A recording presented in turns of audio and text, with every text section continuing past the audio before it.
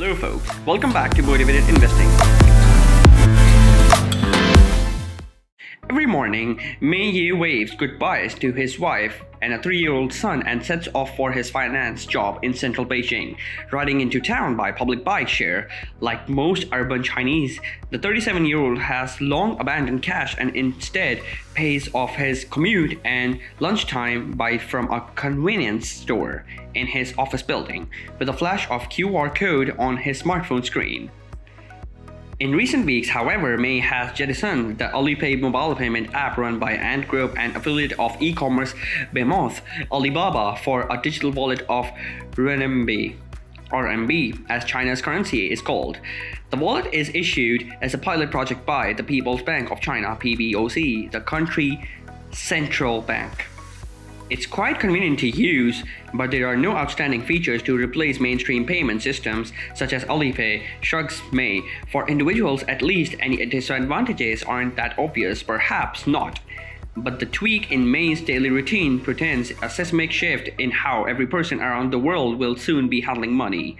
Mei's digital wallet may lack the snazzy features of the popular payment apps, but in the end, such apps are intermediaries.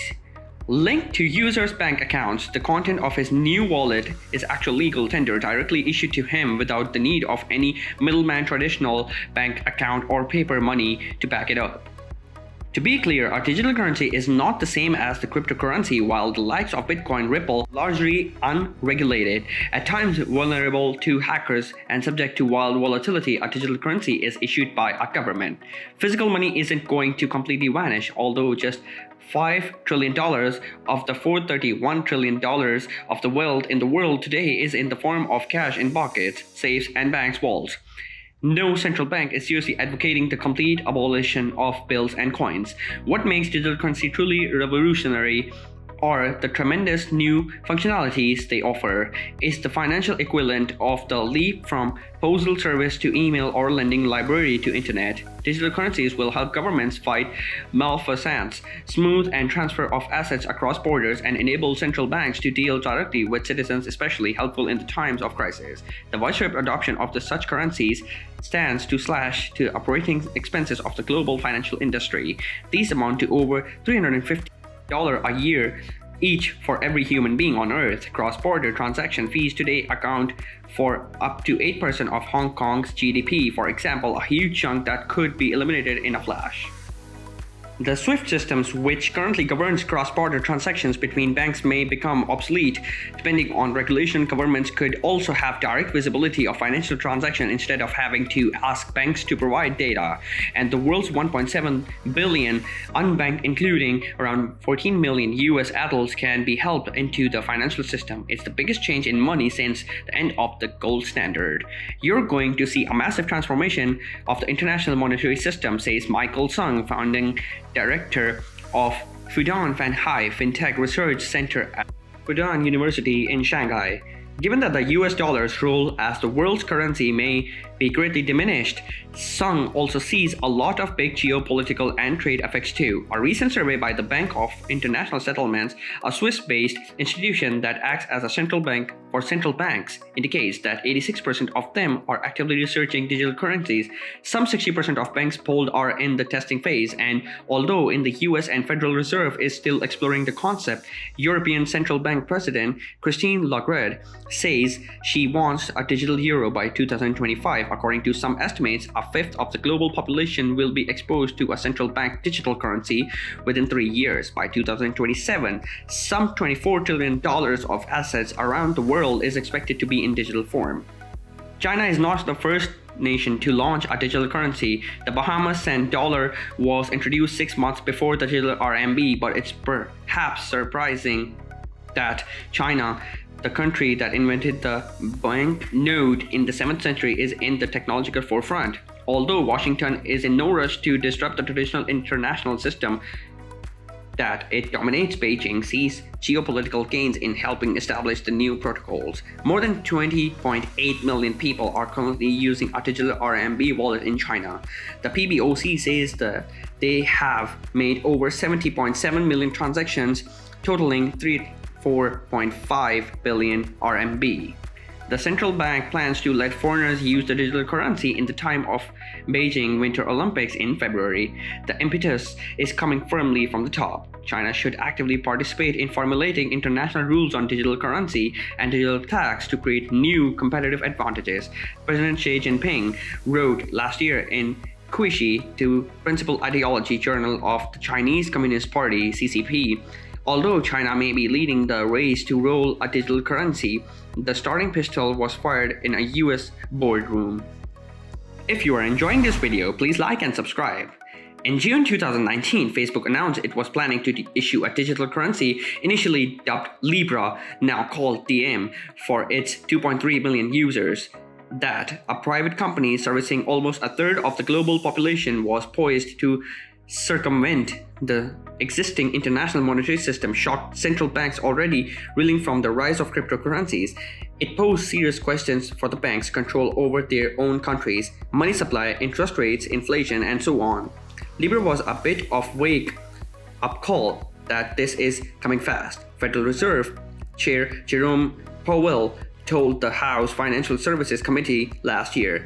Beijing had been quietly researching the digital RMB since 2014, but the Facebook announcement injected new urgency. A few months later, she urged officials at the CCP's fourth plenum to seize the opportunities presented by the blockchain technologies that underpin digital currencies. Today, China is the world leader in the terms of enterprise adoption of blockchain, which may enable digital currencies as they develop.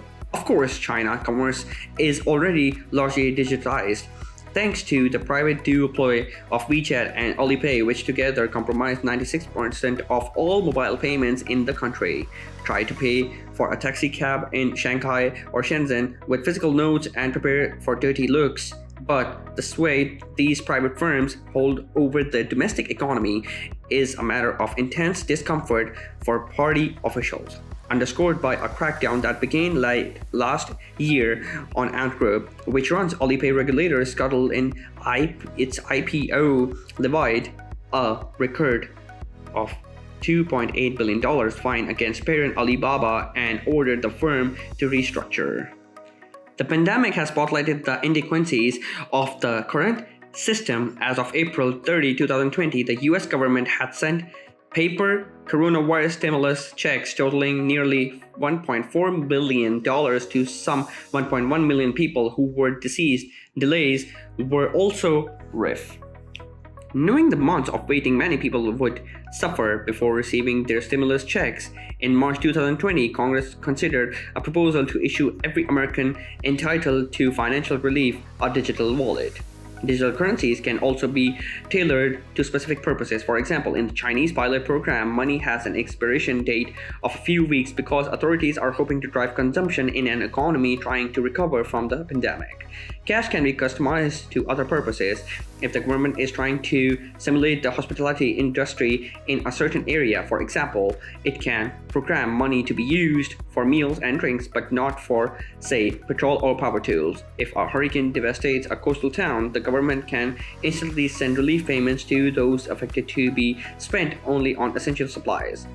Critics who have urged that digital RMB will supply become an extension of the surveillance state. Linked to China's social credit system, it could see citizens fined in a split second of behaviors deemed undesirable. Dissidents and activists could see their wallets emptied or taken offline. Countries and companies doing business with China could be required to use the digital RMB, giving Beijing an unprecedented storehouse of business data.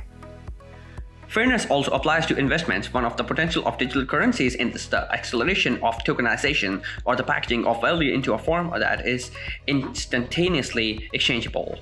Global real assets, for example, is the worth an estimated of $280 trillion, but trading that is extremely difficult, requiring hefty fees, negotiations, and red tape. But what if you could express its value in a token that could just as easily represent a fractional share of a beach house in Thailand, a sapphire in Mumbai, or a wine collection in Normandy? Fine art, for example, typically appreciates far more quickly than the stock market, but today is an investment accessible only to those with a Sotheby account and 7 figures in the bank. technology would make it possible to create digital token to represent a Van Gogh or a Picasso and to sell silvers of art to, say, excited young investors from Manila monopolists. Cryptocurrencies are already awakening some people to such possibilities, but its universal adoption of digital currencies promises the friction-free exchange of value between investors and consumers of all classes. That says, Sung is really the promise of these new technologies in the world of digital finance, and China naturally is proud to be in the vanguard. Although the digital RMB is not very popular at the moment, I believe it will be the mainstream payment method in the future, says coffee merchant Duan Shu, 32, as she enjoys a burrito paid for with a digital currency in downtown Shanghai. I want to support it as much as I can. Thank you for watching. Don't forget to subscribe to the channel. See you in the next video.